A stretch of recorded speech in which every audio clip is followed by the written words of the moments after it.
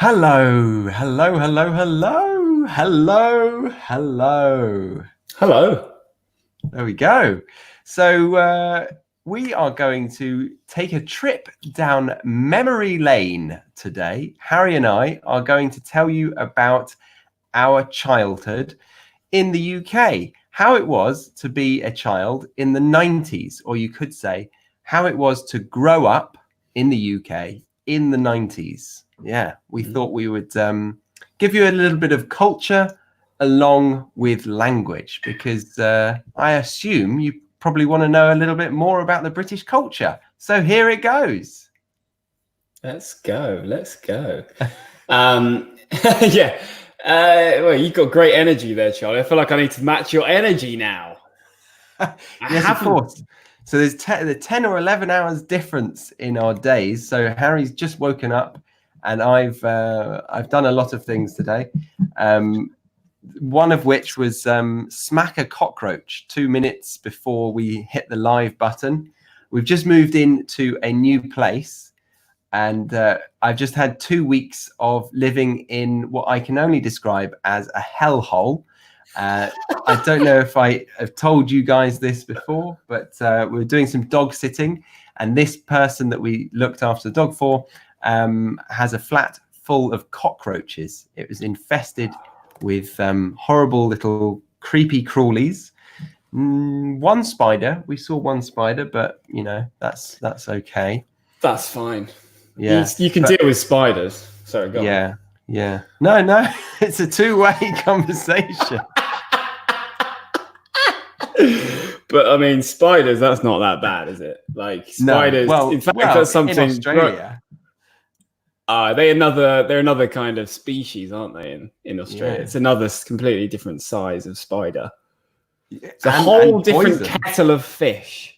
Yes, very good. Let's give that one a whirl.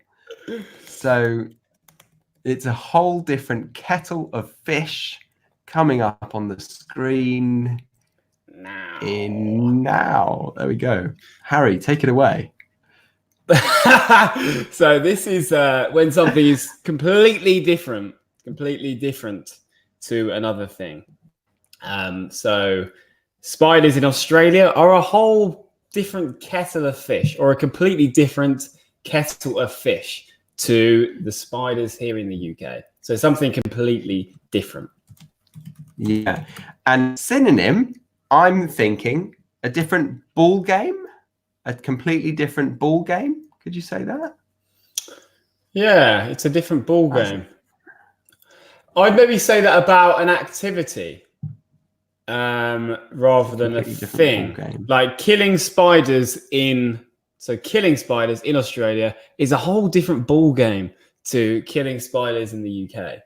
So it's talking about the action of killing the spider. Nice. Yeah, that's great. Okay, but if we're talking about the noun or just like the object, then we could say it's a whole different kettle of fish. Yeah. It's a very nice expression, that. Well done, Harry. No, I'm not giving myself an applause. I mean, if you want to applaud me, go ahead. Come on, guys. If you like that, guys, please do clap and send me the audio file of your clapping so I know it really happened. Yeah. But Charlie, you were going on to say something about killing cockroaches. So we were living with them. We had to kill them in the kitchen every night. And then we just unpacked in this new place that gets cleaned by professional cleaners every single day. It's immaculate. It feels a little bit like student dorms, but a more mature sense of that. And I opened up my laptop bag and a cockroach came crawling over my laptop. Oh, no. So I had to whack it quickly because they lay 240 eggs a day, apparently. 240 eggs? 240 eggs. Yeah, they lay 240 eggs a day. So, yeah, we didn't want that spreading. So I'm a little bit alarmed. So there's a possibility that before you whacked it, that little cockroach had already laid, 200 eggs. It could have. It looked a little bit masculine. I mean, I'm not an expert, but the way it ran was a little bit, you know, when they have that sort of swagger, a bit of swagger. Oh yeah, okay. So this cockroach had male swagger. Okay. Swagger. Okay, swagger. That's a cool name, a cool word. Just for that, student dorms. So dorm is like a little room that a student would live in. So you'd have a bed, you'd have your toilet, and maybe even a little kitchenette, like a little miniature kitchen. Maybe, I don't know. We've got a kitchenette. Yeah. Oh, there you go. I love a kitchenette. It's a lovely thing. I've never had when I see this kitchenette, I don't know why, but I see you being really happy in there. I would love that. I just think a kitchenette is perfect for you. Yeah. Oh, I would love that. The idea that you can just get up from your bed and make yourself a pot noodle. Or a cup of tea. Or a cup of tea, yeah. Not just pot noodles. And then you can get back in bed and drink it. That's so nice, so convenient. What is in the kitchenette? What else do you have? We've got a bloody posh fridge freezer, actually. You know, it's the full and very modern one. So fridge freezer, a microwave, a sink, couple of cupboards, and because of us, an espresso machine. Because of you. Oh, you brought it. We brought it with us. Yeah. Oh, I see. And a kettle. Okay. I said kettle. Yeah. Already mentioned the kettle and a microwave. Oh, I mentioned that. And wheat bix, not Weetabix. Wheat bix. I'll show you. Crazy. What? Tell them what Weetabix is. Yeah. Okay. So Weetabix is an oat-based cereal snack. And it comes in that kind of form. So this, but made of oats. And you can put sugar on top and pour your milk on it. It's lovely. Very popular in England. Very popular in England. And really also popular in Australia. But they've just taken the A off, haven't they? So it's normally Wheat Bix. I guess it's a different brand, right? That's probably why they had to take the A off. Probably, yeah. Because that's a completely different branding. That's not the same. Yeah, brand, is it? Yeah, that's true. But it's the same thing.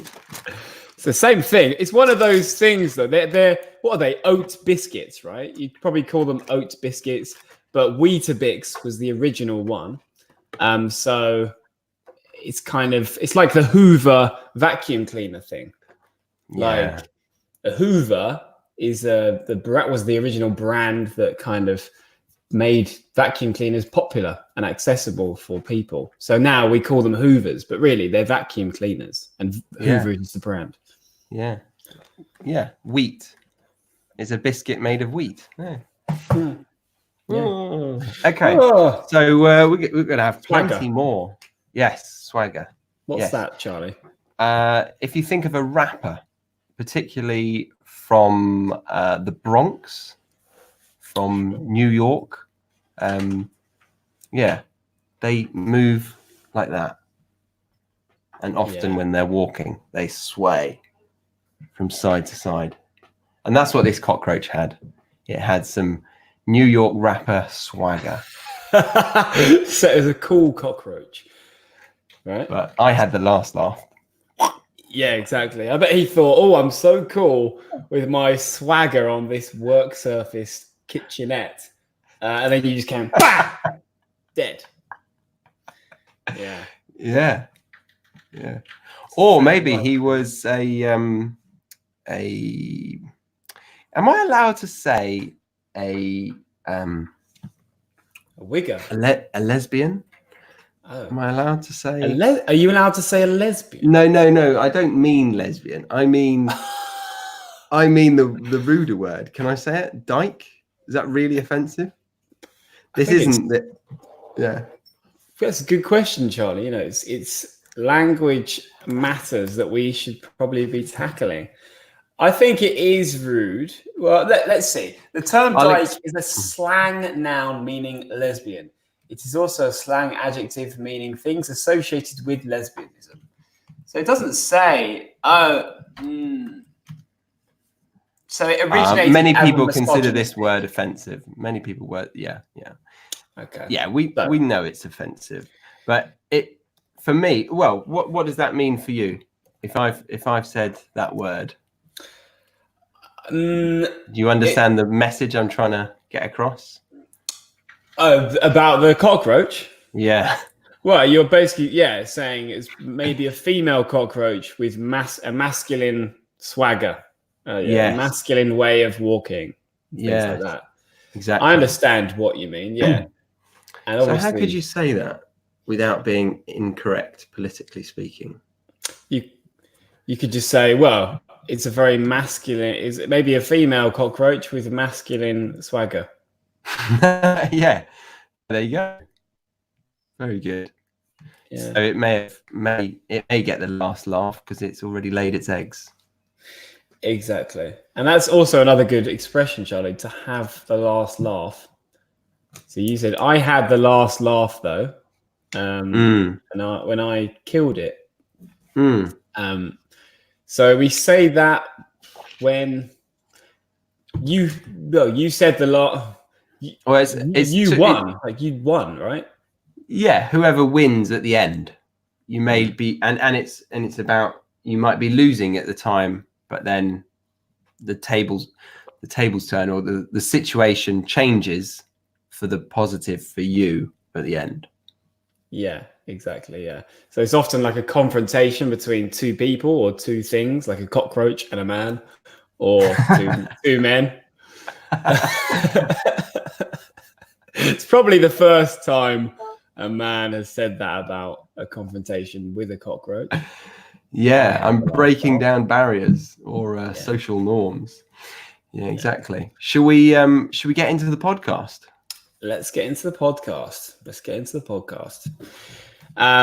Patrons, if you are here to join us live, then that'd be amazing. Get involved in the chat. We want to hear you using these expressions and joining in with the subject matter of today, which is growing up in the UK in the noughties. In the 90s. In the 90s. We could say noughties though. But I'll bring that in at the start of the show. Nice. Yeah. I look forward to it. Okay. I'm going to record my audio. Harry's already recording from that nod. Do you want an intro? I think I introed last time. Sure. Okay. Recording. Okay. Hello, guys, and welcome back to the Real English with Real Teachers podcast. Today, we're talking about growing up in the UK in the 90s. But we could also call the 90s the noughties. The noughties. So, a naught is like a zero.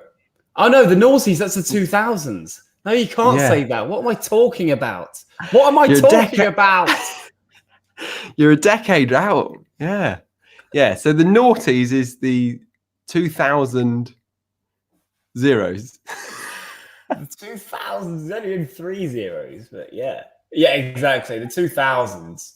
Yeah. So once you get past 1999, the noughties begin. Yeah. So the noughties began when Harry and I turned 10. So we had a decade living in the 90s, and boy, did we tear it up, didn't we, Harry? Oh, yeah. Oh, yeah. We were crazy kids getting into trouble. And that's exactly what tear it up means, isn't it? If you're tearing it up, it's like you're having lots of fun and maybe getting into trouble. So, and you said boy, did we tear it up. It's quite common to say boy at the start to emphasize it. Boy, did we tear it up. Yeah. Could you say girl? Girl, did we turn it up? Turn it up, tear it up. Turn up the volume, girl. Well, you could be like, "Hey, girl." You could, yeah. If you go, girl. You go, girl. Yes, yeah. These are things that people say. But yeah, you can't really replace it in the same way. But we should maybe push for it because it's all about equality in this day and age. Exactly. We're coming up to the 20s, for Pete's sake. That's a good expression. So for Pete's sake is another way of saying for God's sake. For God's sake. And it is literally Pete, isn't it? Like the name Pete, my dad's name. I think so, yeah. Don't know who Pete is, but obviously someone quite important. I mean, maybe Peter Pan or Peter Pan. All right, well, that brings us on to Disney films in the 90s. So Peter Pan, that was surely in the 90s. That was definitely in the 90s. Unless it crept in late 80s. So the story of Peter Pan is really old, isn't it? Yeah. But obviously we were reading that in the 90s. But what I remember from the 90s was the film about Peter Pan. It was called Hook. Do you remember that? Oh, okay. Hook, yeah. I actually didn't like the idea of watching that. I watched the original, or what I thought was the original Peter Pan Disney film. But when Hook came out, I thought, what's all this trying to change Peter Pan? What's wrong with the original? I sat down and I watched the original, in my eyes, again when it came out. I was like protesting. So yeah. I just looked up the date of Hook, and it came out in 1991. So at the age of 1, were you already this critical of cinema?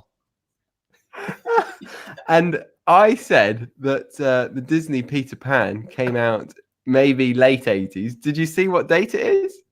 No, 64? 1953. So it was probably in black and white. No. It had colour. Okay, that's impressive. They had colour? Yeah. It was really good.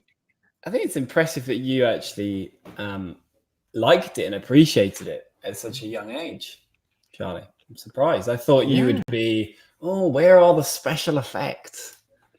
Where are all the drones?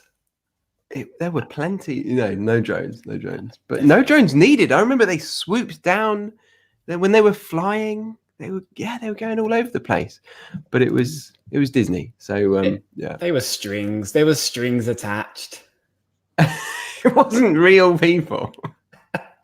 Oh, they weren't real people. No, it was Disney. Okay, so it was a cartoon film. I see. Okay. To swoop down. This is a really good phrasal verb. This is what birds do when they come from the sky and they fly down low and maybe then fly back up. They swoop down from the sky, maybe to eat some food or to poo in my chips. Oh, lovely. Yeah. And if they often do this behavior, they could be called a swooping bird. A swooping bird. Yeah, there you go. Because I was attacked by a swooping bird not too long ago that you may have seen on Instagram, Harry. You were attacked by a swooping bird? I didn't see that. No, I missed that. No. Oh, okay. Yeah. Do tell. Well, there's this bird that is very territorial, so it protects its nest, and people have helmets in Australia with really long spikes that defend against this swooping bird because the swooping bird is afraid of going near it, or maybe it feels like it's going to hit them, but it's just the spike. But 2 Brits, me and Stacey, coming along, going to the park with the dog, we were none the wiser. We didn't know what we were doing. So we walk up towards this bird and it launches itself into the sky and swoops firstly at the dog and then comes back multiple times really aggressively at us. And we actually had to run. It felt like we were in Jurassic Park. It was, I was quite excited because I was disappointed by the lack of snakes and spiders that I've seen. Not that I want to see them, but I just thought, I want it to live up to its name, Australia.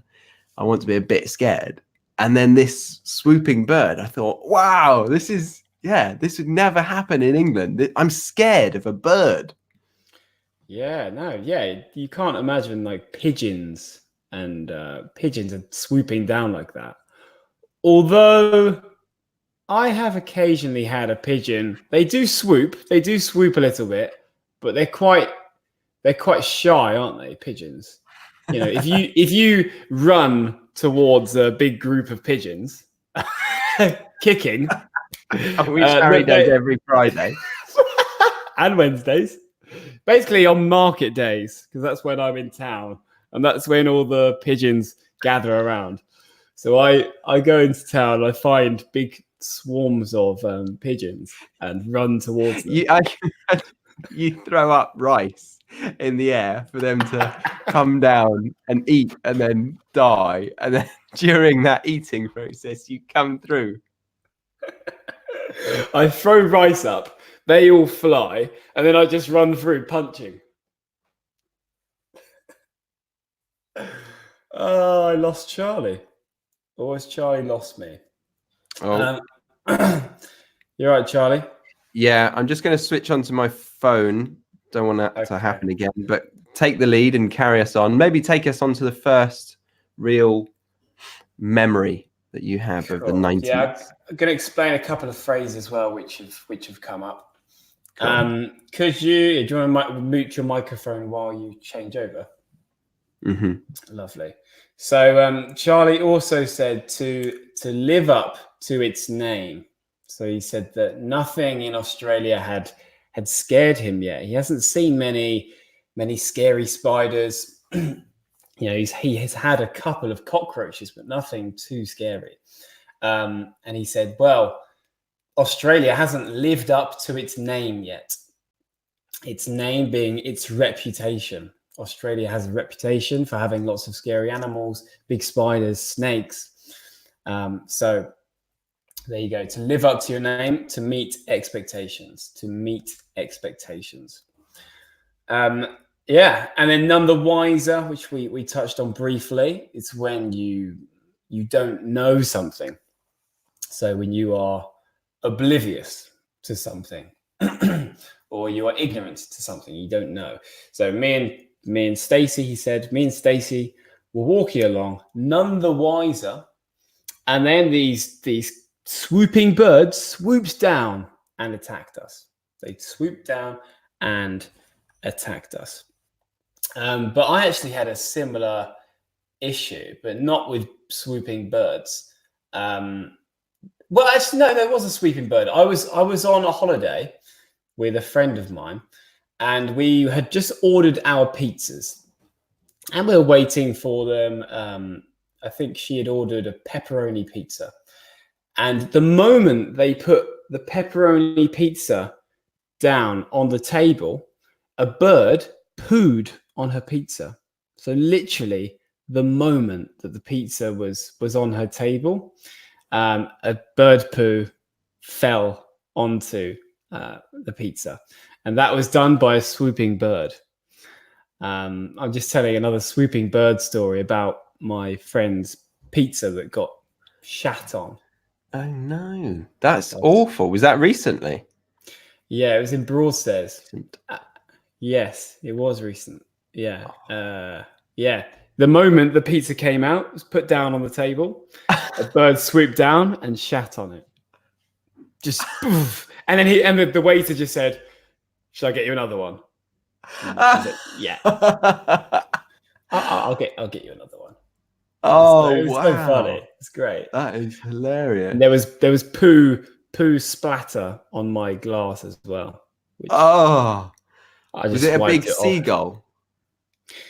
It was a seagull. I don't know how big it was. I didn't actually see the culprit. I didn't see the Come back culprit. here. I want to measure your wingspan. Yeah, and your anus. The culprit. The culprit. So that's the guilty party, the guilty thing, which did something. You didn't expect that, Charlie. Oh, it's just very random. Yeah. Okay. Well, no, because the Okay. size of the poo. I want to see what was capable of laying such a huge shit. That's the point. Normally, a bigger bird means a bigger anus, but if you really want to go poking Well, around a bird's bum, then be my guest. Not always, Charlie. Not always. So, All right. Charlie, do you want to start us off with the topic? Yeah. Well, actually, you've kind of touched on one. Do you remember the days of ever going to the coast with the family, or going on terrible, or at least mediocre family holidays for the long weekend, or maybe just a shitty summer holiday? Yeah, I do. Yeah, absolutely. Yeah, because there were a lot of them for me in my first 10 years of life. I wasn't given a proper holiday until I was actually 10. I went to Australia, and that was really big. But yeah, for the first 10 years, we went to Scotland 4 times, Wales twice, and the south of England a bunch of times as well. And I just remember the ice cream vans, the wind in your face, and the sand as well. And we've also got I think it's quite a British thing. We have this pop-up wall that we put in the beach, or in the sand on the beach. And I've not seen that in any other country. And it might be because the weather is so bad, we'd really just want to try and remove one element that we can, which is the wind. So we put up this wall, and it's made of sort of, I don't know, like plasticky woven texture. But yeah, do you remember that? I do, yeah. I actually don't think my family ever had one. I don't think we could afford them. I'm joking. Of course we could. They're probably only about £5. But yeah, a pop-up wall, a wind blocker, maybe we could call it. Yeah. I do. I remember seeing families using them. And I remember those crap holidays. It's funny that you said, like, I didn't have a proper holiday until I was 10, because that is still a holiday. But as English people, we don't consider it a real holiday unless we leave the country, unless we go somewhere which is significantly hotter. It's true. But in Spain, they have a nice hot country, so they would just go to the coast, and that would be an amazing holiday for them. But it's not amazing for us until we leave the country. That's very British, isn't it? That is very British, because again, Americans or Australians, they've got so much variation in their country that they can go on a road trip and have a completely different experience. But for us, the bare minimum would be getting on the ferry to France, and that would be classed as a holiday. But that is the minimum. And that would be rubbish, because Brits don't. On the whole, we don't really like going to France. On the whole, in general, yeah, really nice. Yeah, that's true. That's I remember going on the beach, and what we used to do was dig a hole.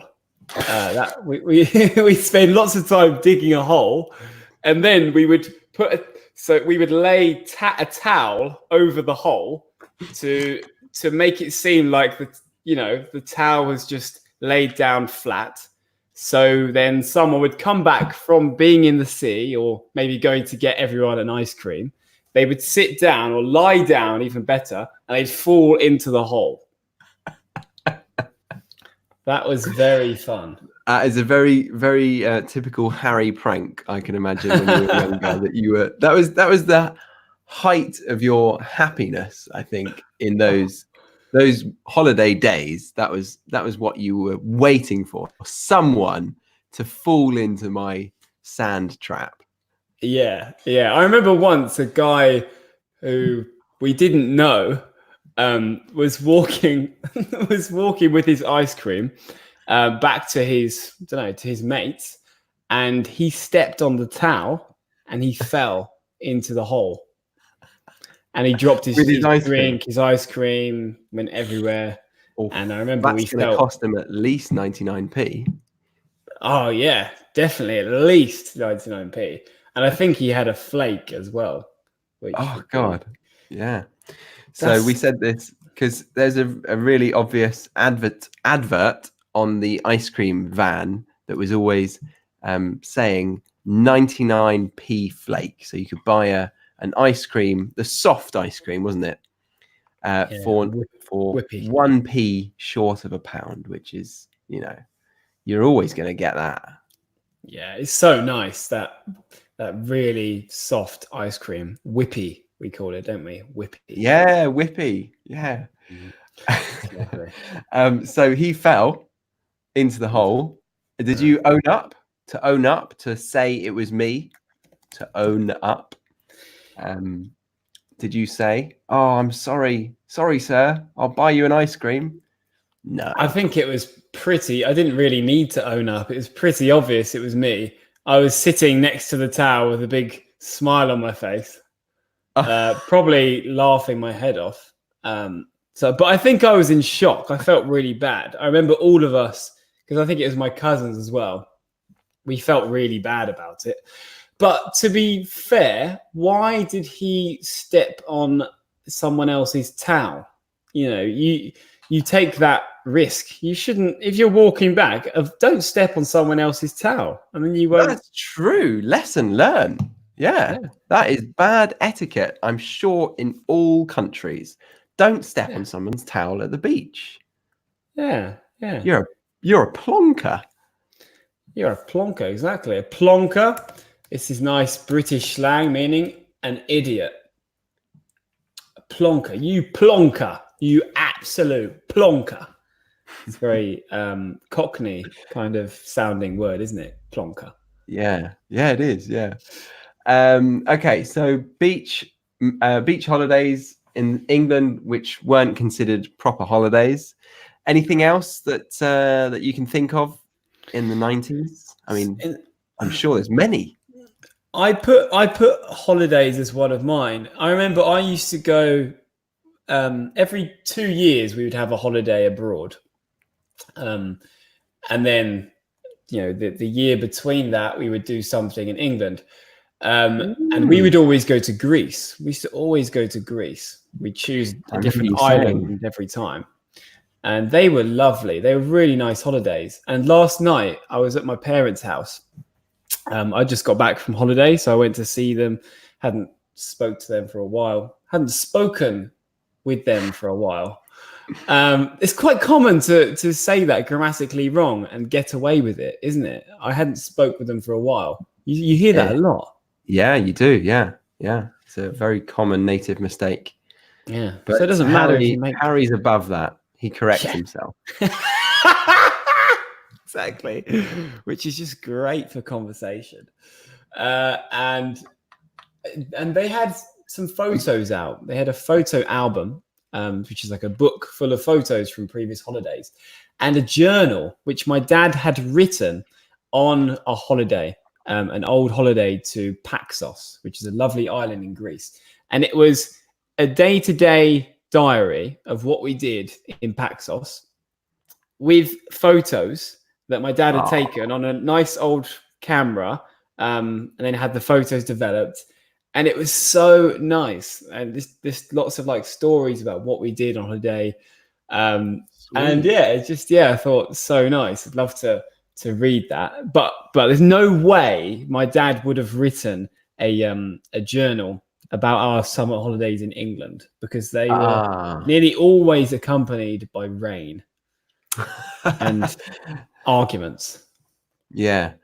Lovely overcast frame here. Got the wind barrier. Fantastic. Yeah. That was a good wind barrier, wasn't it? We forgot the spades. Never mind. We'll just use our hands. There you go. That's very typical, isn't it? To the beach, you take a spade and a little bucket, so you can make sand castles. Sand castles. They were great. They were great. Kind of. They weren't that I good. mean, they're pretty good, but they have stood the test of time. I think they are not just the 90s. They're even common now. I think I was playing with. Yeah. My niece was in a little sand pit in her back garden last year, and I was teaching her how to make sand castles. I think it's whenever, whoever, wherever. So whatever, whatever, Charlie. That's a good one. To stand the test of time, meaning to remain a popular thing over a long period of time. So you could say, oh wow, spades and buckets really have stood the test of time, haven't they? They have. What else has stood the test of time in beach products? I guess windbreakers, probably. Yeah, the wind is still very much alive in the UK. Yeah. But where there is wind, there is wind blockers. Yeah, good phrase. I'm not going to teach that. But one thing that was definitely a craze was Pokemon, and that's in no way related to the beach. I'm just thinking of Pokemon was a big part of my my first 10 years of life. I was about 8 or 9 when they came out, so probably similar for you. And it really took Britain by the throat. Can you say it? Or by storm? By the throat. By storm. Maybe you could say by the throat. I've never heard that. Take it by the throat. Yeah, it's taken Britain by storm. Yeah, and a craze is something that's incredibly popular, like a trend. Like, Pokemon cards. It was a huge craze. Yeah, they were popular. I used to collect the cards, but I never used to actually play with them. For me, it was just collecting them, trying to have the best cards, and then maybe trading them or swapping them with other people's cards. What did you do? Did you play the game? Did you actually have battles? I was a bit of a nerd and did occasionally play the game. I could say dabble in the card game, to test it, to play it a couple of times, to dabble. Like you could say, if you play poker occasionally, you could say I dabble in poker. But it could be more than games like that, couldn't it? I dabble in any hobby, really. Mm-hmm. Yeah. Do you row? Yeah, I dabble. I row. Paddle. Okay. Yeah. Paddle. And I dabble in paddling. I dabble with a paddle. Yeah. I dabble. Yeah, I'd love to do some rowing. Anyway, sorry, go on. Pokemon. That was so you could go to the shop, the sweet shop, probably, to buy a booster pack to hope for a rare card, a shiny one that glistened or was a holographic one. And or you could go to the market, and this was quite a British thing. On Sundays you'd go to it's kind of like a car boot sale, but it's more of a professional version. Have you ever been to these? There was one in our area called Brooklands. It was the Brooklands market, and my family, apart from my dad because he hated it, all 3 children and my mum would go, and we would really search the whole market for a bargain. And my favorite stall was the Pokemon card stall. Oh, right. And it was just normal people with their stalls selling secondhand things? I can't really call them normal. They were kind of like the Del Boys of India had come over to Brooklands market, and they had dominated the scene. They had taken over. Okay, so he said a Del Boy. So that's a character from an old show called Only Fools and Horses. And Del Boy is a guy from London, a Cockney man who just sells anything. He will just try to sell things, and normally in a dishonest way, right? Exactly. Yeah. Selling something off the back of the truck, maybe something like that. Yeah. So they've stolen some goods from a truck, and they're selling it dishonestly to try and make a quick buck. Okay, trying to make some money. Okay, so you used to go there and you would buy your Pokemon cards. Do you have any stories around your Pokemon card collecting? Maybe didn't you have your cards stolen? Yeah, I think I shared this even on Patreon, so I won't repeat it. But yeah, I've had a few friends steal cards, which was really distasteful, dishonest. They're probably Del Boys now. They're probably at Brooklands Market. Yeah, but that was selling my cards. Yeah, I bet. I wonder if there are people that actually still do that kind of thing. Other crazes that I remember from my childhood were in the 90s were scooters. Do you remember mini scooters? Micro scooters. Yeah. Yes, they were cool. They were cool. Fact. They were cool. No subjectivity there. Yes. And I had one. Is that what you're about to say? Well, I think I just borrowed one from my friend. I stole one off the back of a truck. Basically stole it. So it was a little scooter that all the kids had, and it was cool. You could do little jumps on it. I remember people used to do tricks, and I tried to do that as well. And it was great. I used to skate around on it, or scoot. Yeah, to scoot around. So to go around quickly on a scooter, and it was great fun. I thought it was bloody cool. Did you ever have like a little? I bet you had a little car, didn't you? That you could drive around the garden. No, I wasn't spoiled like that. No. You mean like an electric one? Yeah. No, I wasn't either. I think that falls into two categories. Either your father was a gypsy and he didn't have to pay a mortgage, or your father was very, very rich and worked up in the city, was a banker. Right. The people that own small, like kids that have little cars, they can drive around the garden. Yeah. Okay. Right. So if you meet someone in school who has one, you can assume their dad's either a gypsy or a banker. Yes, you can. And I was actually really sad to see that my niece has one, but she got it free from a banker. Gypsy. No, not a gypsy. No, gypsies, they're not charitable. Come on. That's true. Do we need to explain gypsy? You're going to say that's a shame. Yes, we do, because gypsy could mean a very different thing in another country. So it's not the Romanian gypsy that we're talking about. We're talking about travelers in the UK. They've got a very similar accent to an Irish accent, but it's changed since then, I would say, wouldn't you? Well, they don't sound Irish anymore. They don't sound like a typical Irish person. It's a different dialect now. They've taken it to an extreme, don't you think? To be honest, I don't remember the last time I had a conversation with a gypsy.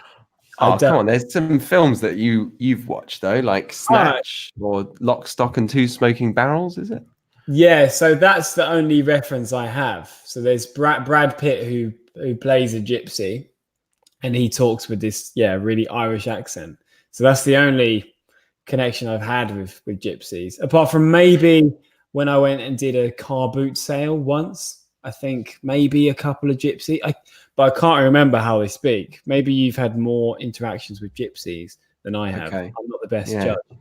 maybe because we actually had to buy sheep to put on the fields near our house because we were afraid of gypsies coming in and living there. Because there's a law that if you have live animals or livestock on the field, then they can't put their caravans there. But otherwise, if you didn't have livestock, if you didn't have sheep, they would be allowed to just live on your land. They could go on there. They could, you would have to put a gate up for them to then be breaking and entering, and then the police could escort them off. But if you don't fence it, they can stay there for a good couple of months because you've got to go through the courts. You've got to move them legally. Wow. Okay. Yeah. So your parents bought some sheep. Yeah, they did say to us that we're going to buy some horses for you. And we got really excited. We thought we would be those rich kids on the block with horses and Pokemon cards. But instead, we got sheep because they said we can't afford the horses. They're really expensive. Sorry, kids. I can just imagine your face absolutely gutted when you went out to the field and you were like, "Oh, I can't wait to meet the horses." And you just heard, "Meh." That doesn't sound. I just went, No. they just went, yeah. Yeah, they did, yeah. Well, maybe that's the sound you used to make when you were disappointed. I don't know. Yeah, I still do actually. Yeah. So I was gutted. So to feel like you've lost something, you're sad and you're disappointed. Yeah, very disappointed, aren't you? Yeah. Gutted. Oh, I was gutted. And then you could say it was gutting that there were no horses. So the adjective to talk about a thing or a situation is with ing. That was gutting, but I was gutted. Yeah. And another scene comes to mind or a memory of feeling really gutted. And I really don't have this towards football, but in 1996, I think it was Euros. Euros. Yeah. Oh, sorry, the Euros. Yeah, not the World Cup. It was really gutting. It must have been 98 or 94. When was it that Beckham World Cup kicked? When was it that Beckham kicked an Argentinian on the floor? 98. Yeah, I think that was 98. Yeah. Actually, both of those, the Euros 96 and the World Cup 98. I was really there. I had the wall chart. Wall chart filling the tournament in as it went, and England was getting through the next stages. Heskey was there for some reason, I think, and Heskey, the football player. Yeah, he was a big disappointment. So the 90s for English people, there was a lot of disappointment, but also high hopes. I think we had a lot of hopes for our international team to do really well. We had lots of really big football songs. 3 lions on our shirt. Football's coming home. Like these songs were like, yeah, we're going to win. There is a possibility that England can win the World Cup. We can be the best team in Europe. And then, just gutted. The whole nation was gutted. And that moment, I think it was maybe in the quarterfinal against Argentina. And Beckham was really frustrated. He had just been tackled or fouled, so a bad tackle by an Argentinian, and he was on the floor. And as the Argentinian was walking by him, Beckham kicked him. He moved his leg and kicked the player. And then Beckham was sent off. So Beckham was given a red card, and that meant he could not play in the next game. And, and so you could say he was a real sore loser. Yeah, exactly. Somebody who can't accept the fact that they are losing. I mean, we were all with him there almost, weren't we? We all felt that kick. We were like, yeah, he got him. Oh no, why? Oh, he's been sent off. We're now going to lose. And then it went to penalties, didn't it? Yeah, maybe. Yeah, I think it did. Yeah. And Oh, then there was one rubbish David Batty, David Batty. Yes. and he completely missed the whole goal frame. Yeah, he did. Yeah, it went right over the top. Yeah. So to be sent off, this is really good. When, well, somebody tells you need to leave the football field now, you are done. You're disqualified from the game. He was sent off. Could we use that in other contexts as well? He was. If you are in a classroom behaving badly, are you sent off or are you sent out? Sent out. Yeah, sent out. Yeah. Sent off. Yeah. I think it's only really an area like a football pitch. Yeah, he was sent off. And then if you're in a room and you're told to leave, then you're sent out. So I was behaving badly in class and the teacher sent me out, or I was sent out. Mm-hmm. Slightly different, but you could also be sent off to do something. Stacey sent me off to get the shopping. There you go. Yeah. So she made you go to do it.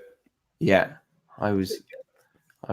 She wouldn't, obviously. She wouldn't say that. No.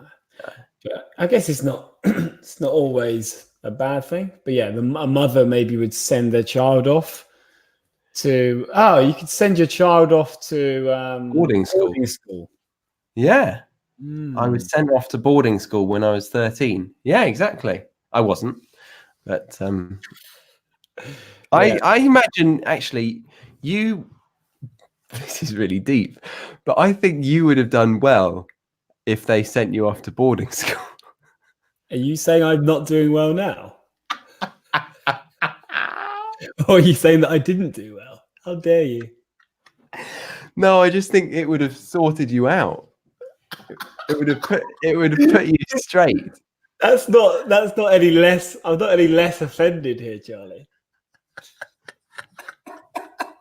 Okay, I'm going to try to defend my reasoning because I know that when you were that age, you were a real rascal. A rascal. You were a naughty kid in the noughties. So I think if you went to boarding school, you would have been told, or you would have learned that you had to behave, and maybe that would have affected other things. But hopefully, we would still be here chit chatting through the language of the English language. I doubt it. I'd probably have a real job. I'd probably. Yeah, you'd be a banker giving your kid a remote controlled car by now. Sorry, not a remote controlled car. Well, maybe I'd become a gypsy, but also you'd go the other way. Yeah, but still, just so I can give my child a remote control car. I've got two choices in life here. Could go one way, could go the other. You'd go. So I said you'd go the other way. You'd go the other way. So 2 options, and I'm just suggesting that you do the other. You'd go the other way. Go the other way. Very good. Yeah, very nice. So to conclude, England in the 90s, it was all about going on crappy holidays in the UK, so not proper holidays. Getting pooed on. No, that was before we went live. Before we went live with this. Not having remote control cars, basically being disappointed by everything. Being disappointed, but also being happy with terrible stuff. Yes. I think the kids nowadays, they're a bit spoiled and they expect everything to be amazing. But we kind of expected everything to still be a little bit crap. Yes, and we still had some hope. We were on the edge of hope and crap. It was like we were the sandwich generation. Yes, yeah. And all of our hope went into our football efforts. and getting a shiny Pokemon card on the weekend. Exactly. Yeah. So good days. Good days. So thank you very much for joining us for this podcast. I hope you found it enjoyable. And going to Greece. And going to Greece. Oh, Charlie, we haven't rounded up the vocab. Should we do that? Let's do it.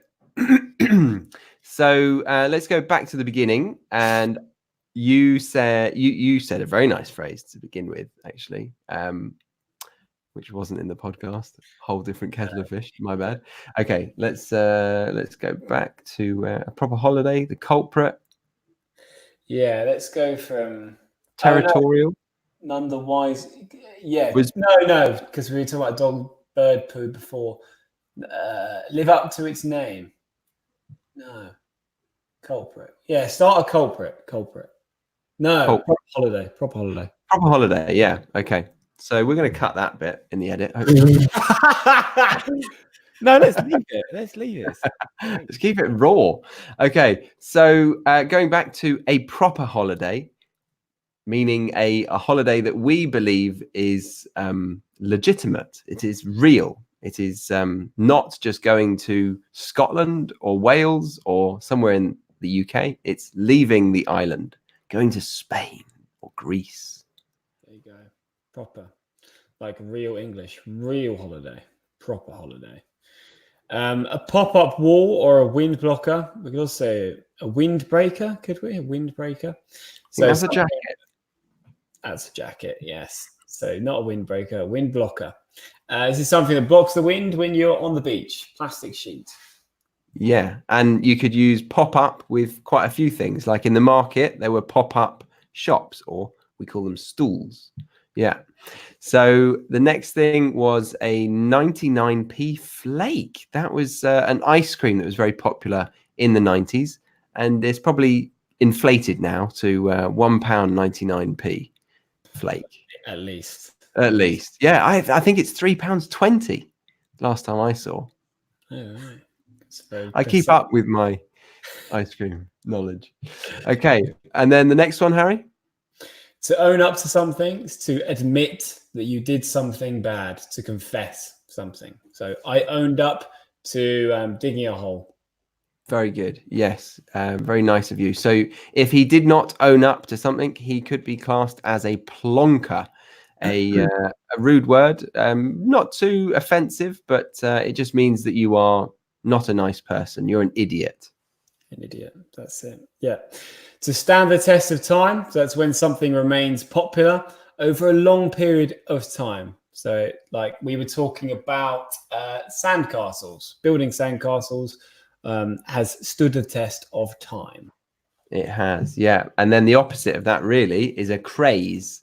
So something that just lives for a short period of time. A synonym to that would be a fad. F-A-D, a fad. That's really good, yeah.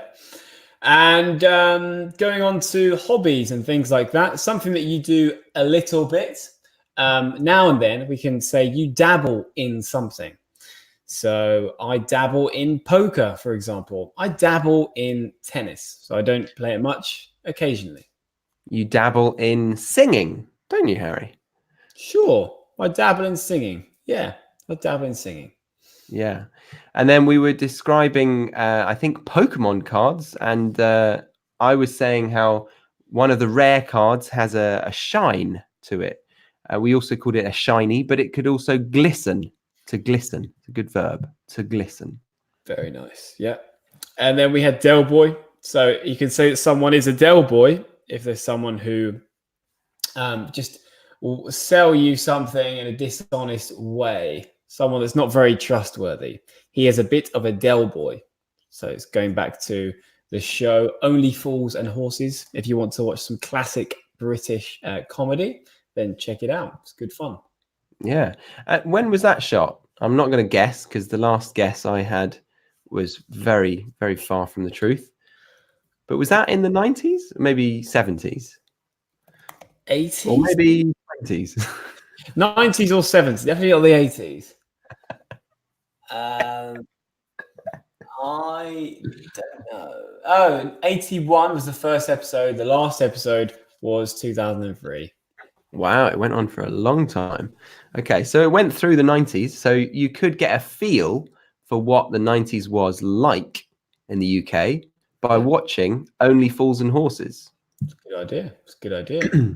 Absolutely. And something that definitely wasn't really in the 90s was the scooters. I think that was probably 2000 plus. That was in the noughties.